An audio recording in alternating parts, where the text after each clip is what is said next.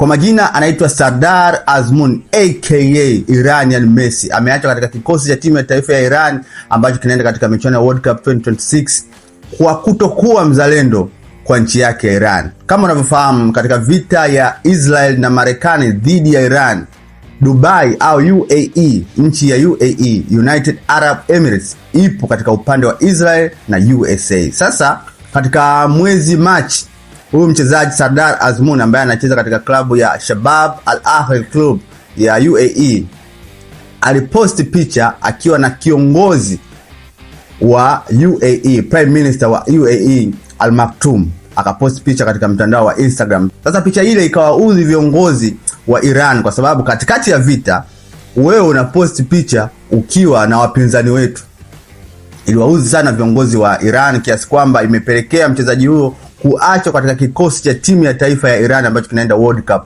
Mind you, jamani, katika top scorer wa Iran wa muda wote yeye anashika namba 3. Lakini unatakiwa ujue kwamba hii si mara ya kwanza huyu jamaa kuingia katika mtafaruku kama huo, kwa sababu alishawahi kustaafu timu ya taifa akiwa na miaka 23.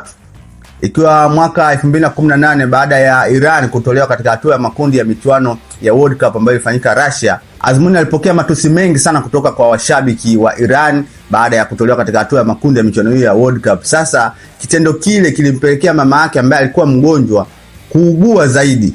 Yaani ile hali aliyokuwa nayo wakati akiwa mgonjwa ikazidi kuwa mbaya kutokana na mwanae kupata criticism nyingi kutoka kwa washabiki. Kwa hiyo jamaa akaamua kustaafu kwa ajili ya mama yake. Akaamua kustaafu akiwa na miaka 23, lakini miaka baadaye akarudi timu ya taifa. Na mwaka 2022 kuna maandamano makubwa yalitokea Iran, ambapo maandamano haya yanaitwa Mahsa Amini. Mahsa Amini ni mwanadada ambaye alikamatwa na polisi baada ya kuvaa hijabu vibaya. Kuna sheria ya hijabu kule nchini Iran. Kwa hiyo alivaa hijabu vibaya, akakamatwa na polisi. Alivyokamatwa na polisi, baada ya siku chache yule mwanadada akafariki akiwa mahabusu. Wananchi wakandamana. Kwa sababu gani? Polisi wamemuua, ingawa polisi walisema hawakumuua, amekufa kifo cha kawaida. Kwa maandamano haya yalikuwa makubwa. Sasa Sardar Azmoun yeye alikuwa upande wa wananchi, akiwa anatetea wananchi. Kwa hiyo kitendo kile kikawaudhi serikali ya Iran kwamba kwa nini amekuwa upande wa wananchi, lakini jamaa katika maandamano au katika mtafaruku wote wa serikali mara zote yeye huwa yuko katika upande wa wananchi. Kwa hiyo mwaka 2022 kuelekea World Cup hiyo ilimpelekea matatizo kiasi kwamba serikali ya Iran ikawa inataka asiitwe katika kikosi cha timu ya taifa ambacho ilikuwa kinaenda katika michuano ya World Cup 2022 nchini Qatar. Lakini kocha wa timu ya taifa ya Iran kipindi kile, Carlos Queiroz, akatishia kwamba yeye atajiuzuru endapo serikali itashinikiza Azmoun asiitwe katika kikosi chake. Kwa hiyo baadaye serikali ikakubali, Azmoun akajumuishwa katika kikosi cha timu ya taifa ya Iran ambacho kilicheza michuano ya World Cup 2022. Kwa hiyo haya matukio yanaendelea na yeye kuachwa si jambo geni kwake, na yeye hashtuki kabisa, hajalalamika kabisa, lakini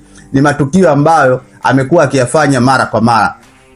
World Cup inaanza tarehe 11 June, siku ya Alhamis, na kama unavyofahamu kwamba 27500 ndio itakuwezesha kuangalia michuano yote ya World Cup, mechi 104 kupitia kingamuzi chako pendwa cha DStv.